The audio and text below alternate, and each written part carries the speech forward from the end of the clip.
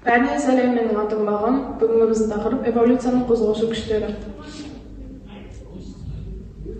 Эволюцияның қозғаушы күштері негізін салған ғалым Чарльз Дарвин. Эволюцияның қозғаушы күштері екі түрге бөлінеді: тіршілік үшін күрес және табиғи сұрыпталу. Тіршілік үшін күрестің үш түрі бар: түрішілік, түраралық және қоршаған орта факторлар. Тіршілік үшін күрес дегеніміз бір популяция немесе әртүрлі популяция ішіндегі даралардың тіршілік етуге және ұрпақ қалдыруға қабілеттілігін сақтап қалу үшін жасайтын күресі.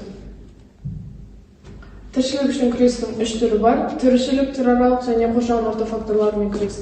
Түрішілік дегеніміз тіршілік ету үшін және ұрпақ қалдыруға қабілеттілігін сақтап қалу үшін бір популяцияның ішіндегі даралардың жасайтын күресі. Түраралық күрес дегеніміз ол екі түрлі популяциядағы даралардың бір-бірімен бәсекелеске түсуі. Қоршаған орта факторлармен күрес ол климаттың немесе ауа райының қолайсыз жағдайларымен күресу. Табиғи сұрыпталу бұл эволюцияның қозғаушы күштерінің екінші түрі болып табылады.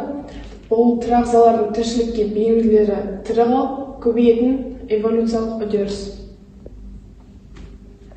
Қорытындылай келсек, ағзалардың тіршілігін сақтап қалуы ол ең бейімдер гендерінде жүреді. Және ең бейімдер гендері көбеюге қатысып, өзінің пайдалы белгілерін ұрпағына беріп отырады. Нәтижесінде популяциядағы ағза үшін пайдалы белгілері бар даралар саны артады. Бұның барлығын эволюцияның қозғаушы күштері жүзеге асырады.